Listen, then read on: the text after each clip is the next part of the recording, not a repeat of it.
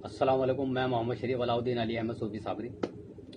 बुजुर्गों, दोस्तों, नौजवान साथियों, तो विदेश में रहने वाले और भारत में रहने वाले को सबको मेरा सलाम, अस्सलाम वालेकुम।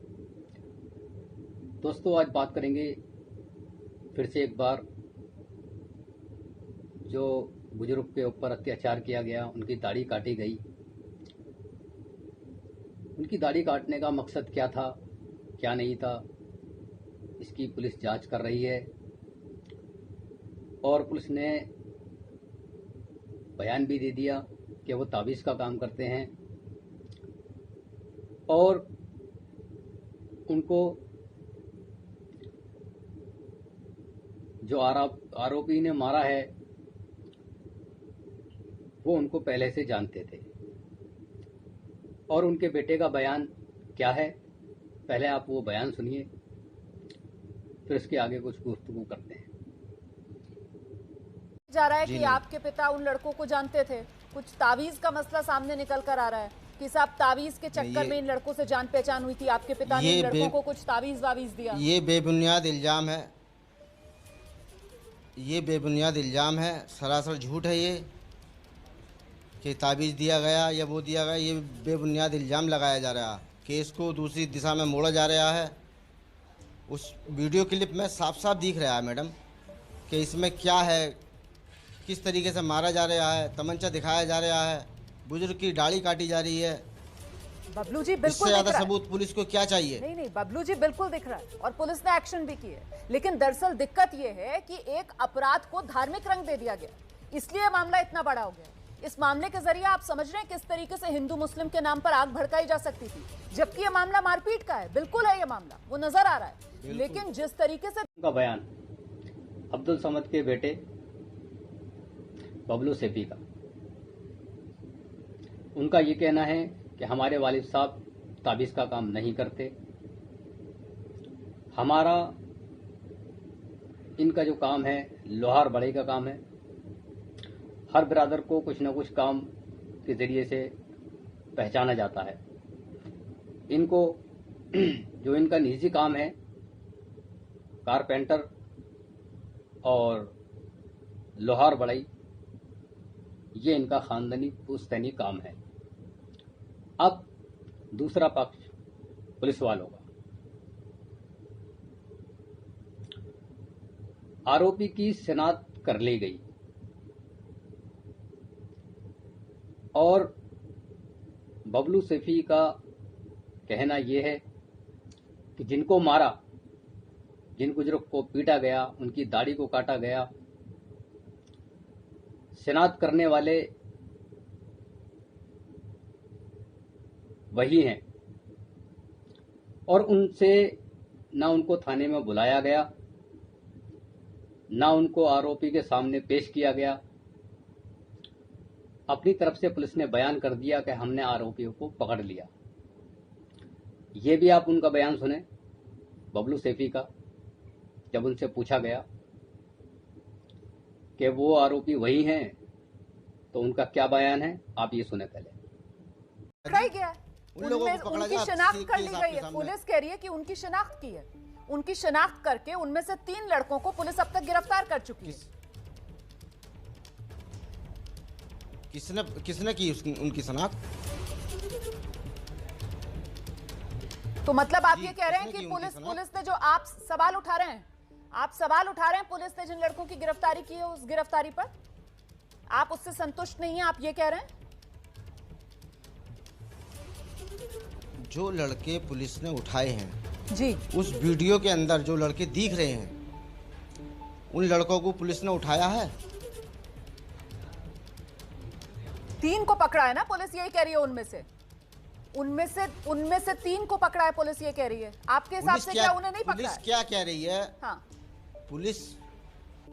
पुलिस क्या कह रही है? आपको क्या दिख रहा है? क्या पुलिस ने जिन लड़कों को पकड़ा है वो लड़के उस वीडियो में हैं? तो क्या वो नहीं है? आप लोगों से शिनाख्त कराई गई, क्या आपके पिता से शिनाख्त करवाई गई है? मैं आपसे पूछना चाहता हूँ। मैं तो आपसे पूछ रही हूँ सर, आपके घर का मामला है, आपके पिता के साथ मारपीट हुई है, आप बताइए ना। मेरे पिता के साथ मारपीट हुई है, जिस तरीके से कि भाई ये दिखाया जा रहा है कि हमने 3 लड़कों को पकड़ा है, समझ रहे नहीं? जी, जो वीडियो में लड़के हैं क्या वो वही हैं? अब ये मैं तो ये पूछना चाह रहा आपके हूं आपसे। पिता ही शिनाख्त कर सकते हैं ना। आप बताइए, पुलिस ने उन्हें बुलाया, शिनाख्त करवाई उनसे? कोई शनाख्त नहीं हुई। अच्छा, तो आपके पिता का क्या कहना था? कितने लड़के थे जिन्होंने मारपीट की आपके पिता के साथ? 3 लड़के उस वीडियो में दिख रहे हैं, बाकी लड़के बाहर बैठे हुए हैं। ये कौन है लड़के? आपके पिता इन लड़कों को जानते हैं? हमारा कोई इनसे जानकारी नहीं, कोई हमारा इनसे दुश्मनी नहीं, हम किसी को कुछ नहीं जानते। पहचानते भी नहीं? क्या हुआ, कैसे हुआ, ये तो बुजुर्गों, बबलू सेठी का बयान, उनका कहना कि हम को न थाने बुलाया गया, न हमारे वालिद साहब को बुलाया गया, न उन आरोपियों की पहचान कराई गई। पुलिस का कहना यह है कि जो हमने आरोपी पकड़े हैं वो वही हैं। अब पुलिस वाले कैसे बता सकते हैं इस बात को कि आरोपी वही हैं? बबलू सेठी बोलते हैं कि जो वीडियोस में जो मेरे वालिद साहब के साथ मार पिटाई कर रहे हैं वो लोग वही हैं। उनका कहने का मतलब ये है कि वो लोग वो नहीं हैं। कुछ लोग उनको बुला करके ले गए, होता है आपसदारी में, यारी दोस्ती में, जान पहचान में, मगर किसके दिल के अंदर क्या चल रहा है ये कोई नहीं जानता। यही हुआ इनके साथ। ताबीज का काम नहीं करते, आरोपियों की शनाख्त कराई नहीं कराई। उसके बाद सवाल उठता है कि राम के नारे लगवाए या नहीं लगवाए। ये भी वो लोग बेहतर जानते हैं जो इस वक्त मौजूद थे। आरोपी या जो उनके आसपास थे। मगर इनके वालिद साहब का खुद का कहना है कि मुझसे जय श्री राम के नारे लगवाए गए, और जब मैं अल्लाह अल्लाह कहता था तब मुझसे ये लोग कहते थे कि अल्लाह का नाम लेता है, मंत्र पढ़ रहा है हम पर। अल्लाह और गॉड, ईश्वर कोई अलग नहीं, एक ही चीज है, पहला नंबर।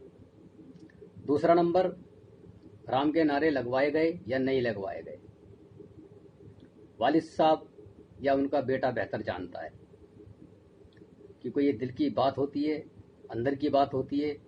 इस बात को खास बंदे ही जान सकते हैं। तो इसके बारे में भी आप इनका बयान सुने। पिता, उनसे क्या नारे लगवाए गए वहां पर? उनसे क्या कहा गया कि आप जय श्री राम बोलो? ये आप लोगों ने शिकायत में आप लोगों की तरफ से कहा गया, या फिर ये लोनी के थाना इंचार्ज ने अपने आप जोड़ दिया? उन्होंने कहा था कि भाई जय श्री राम बोल। जो लोग मार लगा रहे थे तो उन्होंने ये कहा कि जय श्री राम बोल। उन्होंने कहा भाई ऐसा मत करो, मैं बुजुर्ग आदमी हूँ। तो उन्होंने कहा जब भी माल लगाते अल्लाह अल्लाह करते, वो अल्लाह अल्लाह कर रहा, मंत्र पढ़ रहा। ये उन्होंने कहा कि जय श्री राम बोल, राम राम बोल। आप लोगों की तरफ से कहा गया कि साहब जंगल में ले गए, सुनसान जगह में ले जाकर मारपीट की गई, और पुलिस की जांच पे तो सामने निकल कर आ रहा है कि वो तो बस्ती कॉलोनी का इलाका है। ये झूठी बात आप लोगों ने कही, या ये भी लोनी के थाना इंचार्ज? दोस्तों, आपने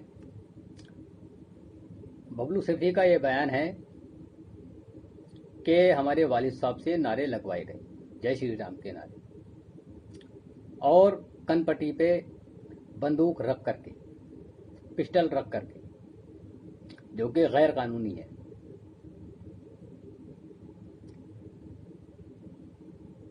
इतनी बड़ी साजिश, एक निहत्थे इंसान पर इतना जुल्म, ये कहाँ की इंसानियत है? ये इंसान नहीं, शैतानियत है। क्योंकि ऐसे काम शैतान करता है और करवाता है। इंसान किसी भी धर्म का हो ऐसी हरकतों को अंजाम नहीं दे सकता जिसके दिल में इंसानियत हो। अल्लाह के रसूल का सल्लल्लाहु अलैहि वसल्लम का फरमान है कि जब किसी इंसान को कुछ गलत करते हुए देखो तो उसको जलील रुसवा ना करो। अब ये जो वीडियो बनाई गई और उनकी दाढ़ी काटी गई, इसमें कई नौजवान मुसलमान हैं जो कि मुसलमान के नाम पर कलंक लगाने वाले काम कर दिए, मुसलमान को बदनाम करने वाले काम कर दिए। जो मुसलमान जन्नत का हकदार है और अपने आप को हकदार समझता है, ऐसे काम करने के बाद उसको कैसे यकीन कि उसको जन्नत मिल जाएगी। यकीनन ऐसे इंसानों के हक में जन्नत नहीं है। सच बोलने वाले के लिए, अच्छे काम करने वाले के लिए, सच बोलने वाले के लिए नाजायज ना सताए, किसी को परेशान ना करे, किसी का हक ना मारे, किसी पे तोहमत ना लगाए, किसी पे जुल्म ना करे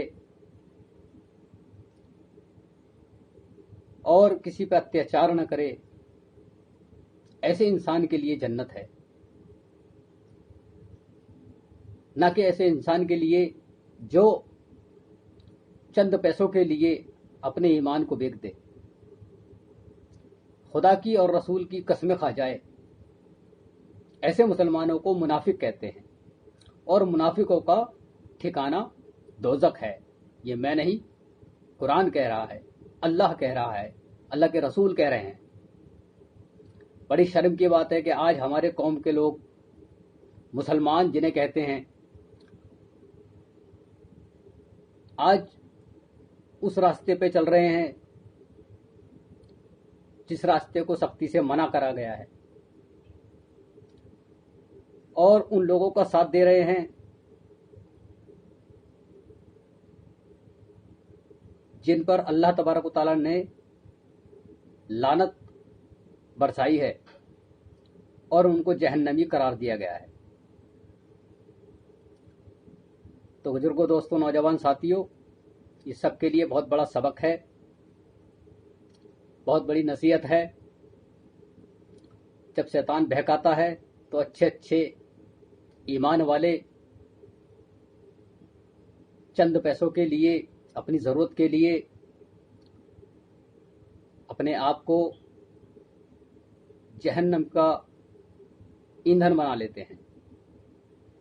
अल्लाह से दुआ है परवरदिगार हर इंसान को अपनी पनाह में रखे, बुरी बलाओं से बचाए, लालच से बचाए, शैतानी मक्र, शैतानी चाल, शैतानी फतवा, शैतानी इल्म से उनकी हिफाजत फरमाए। और लालच बहुत बुरी बला है। लालच में इंसान वो गुनाह कर बैठता है जो कि उसकी दुनिया और आखिरत दोनों खराब हो जाते हैं। तो बुजुर्गों, दोस्तों, अपना ख्याल रखें। इतनी गुफ्तगू आज, आगे इंशाअल्लाह और बात करेंगे इसी केस को लेकर के। अस्सलाम वालेकुम।